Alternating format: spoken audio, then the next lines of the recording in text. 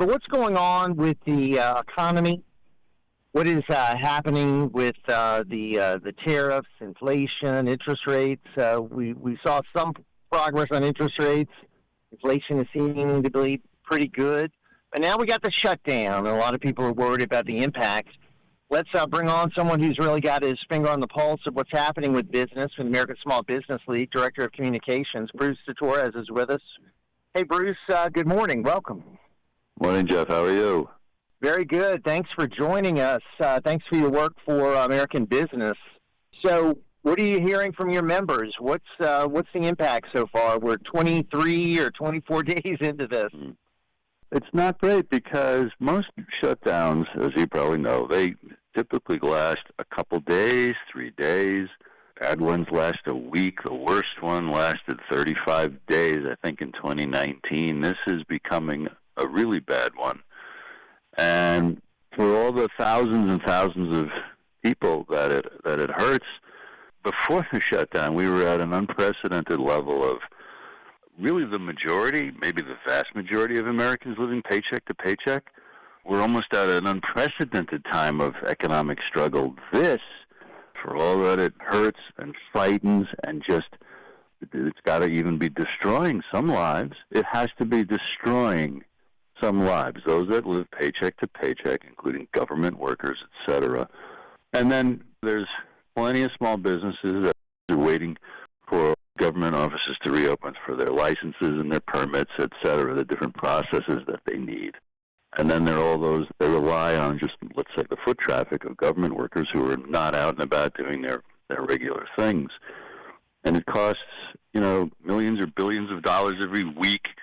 And then the repercussions, even after it ends, go on for weeks and weeks and months historically. So it's just one more evidence of how Washington doesn't really work for us. Jeff, that's a fair claim by many measures. I'm doing a web poll on my site asking people to grade Congress, and last time I checked, the number one grade was F-. So, there's just no love lost for the Congress because, we see Congress not really doing what we want them to do. We want them to install term limits. They won't do it. We want them to put limits on stock trading of members. They won't do it. They just always on vacation. Their recesses are extreme. They're always, going to fancy resorts, shaking down donors. And then, they're being paid while all this is going on, while a lot of people are going without. Yeah. And our biggest challenge is despair, because when people know what you just said, there's a default often to, you can't fight City Hall. And humanity's greatest strength, our adaptability, our inventiveness, our creativeness through thousands of years, look how far we've come, is also our biggest challenge, is that we can put up with just about anything and muddle through. Now, there's a lot who are very vocal. There's a handful of Congress people who point all these things out, but like you said, the vast majority. So what do? Our challenge, Jeff, is knowing what we're supposed to be because of the ideals of the founding and our great periods of happiness and success in the past. What can we do? Is it write your representatives and write and call your senator? And that does help. Believe it or not. What do you think about that? I'm convinced that if more people hounded their representatives and senators in the White House, lit up the switchboards, bombarded them with emails and voicemails, they would do more for us. What do you think? No, I agree. I think public pressure works. They find religion quickly, and they change their tune. So my analysis of this is a Democrat-driven shutdown. They are trying to extract extra spending for various causes that they want, that they did not have in the big, beautiful bill. So they're using this as the second Democrat said, as quote-unquote leverage. And they feel, Chuck Schumer said every day it's getting better. So he feels like all this is helpful to the Democrats. I can't imagine that kind of thinking, because on November 1st, people are going to start going without food stamps. I guess they're hoping that the Republicans will cave. Republicans are hoping the Democrats will cave. But come November 1st, if there's nothing resolved here, you're going to have a lot of unrest. And to talk about how important small businesses are to the country, a lot of people don't know that 99.9% of all businesses are small businesses. 99.9%. Wow. And at our website, ASBL.com, people can learn. Unfortunately, yet another scandal that needs attention and needs to be rectified about federal contracts that are supposed to go to small businesses, but that go to big businesses instead, despite the SBA every year saying, oh, we gave the 23% of federal contracts to small businesses that we're supposed to. Nope. Proven wrong by our 100-plus legal victories and many congressional investigations and Inspector General reports from the SBA. Just another reason to pick up the phone or write your senator and representative and say, what the beep is going on here? Can we get some honesty, please? So let's talk about the SBA for a second. I mean, are they now staffed? I mean, if you've got SBA business to deal with, loans, whatever, grants trying to apply for, SBA assistance, I mean, are they shut down right now? Is there someone there working? I mean, what's their status through the shutdown? When I looked at it, it seemed that they're just continuing to service loans that might already be out there. And they back loans. They don't give loans. A lot of people don't understand that distinction. But they're not processing any new applications. But guess what? All that is confetti and balloons and a distraction, because the federal government, the SBA, they love to talk about all the loans, and they're trying to give the impression that they do a lot for small businesses.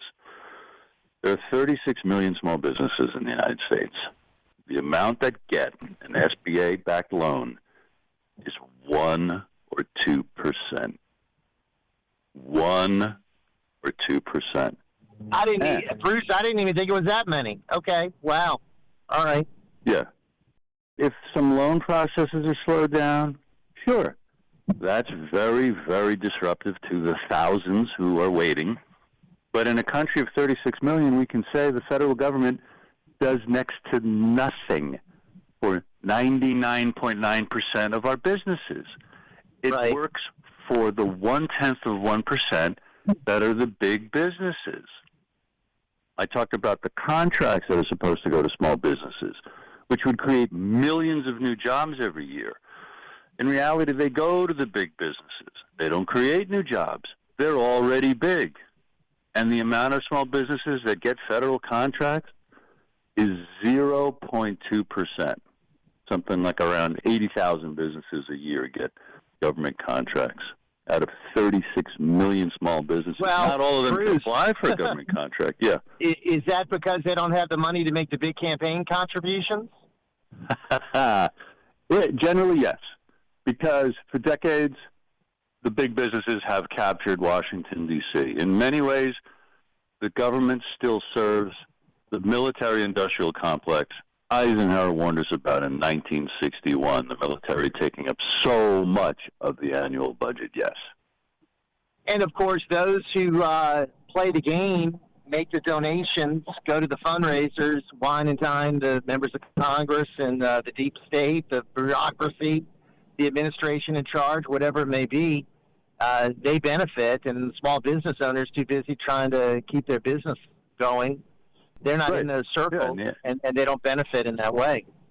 Right, and speaking of circles, the revolving door between the personnel at the agencies that send small business contracts to the big businesses, who then go work for those big businesses, while their executives come in for high-ranking positions in the federal agencies that send small business contracts to the big businesses. That's that revolving door. And that's why they send those to those big businesses, because, hey, maybe I'll work there. Maybe my son will. Maybe my brother will. Maybe my wife will. Whatever. In our final minute, Bruce, what are some solutions we can get behind to try to rectify this situation for small business? Thank you so very much. It's to encourage folks to go to our site called don'tcheatwomen.com, and it explains how raising from 5% to 15% the federal contracts that ought to go to women-owned small businesses would pour billions more into our economy, create millions of more jobs, and give women the chance for political equality They hold far fewer seats in all positions of power because they earn and save less than men. So women are not political equals yet. It's 2025, and there's a page to learn how to contact senators, representatives in the White House at your fingertips. Don'tCheatWomen.com. All right. Hey, Bruce, good to hear from you. Thanks for your time this morning and very important issues. Thank you, Bruce. Take care.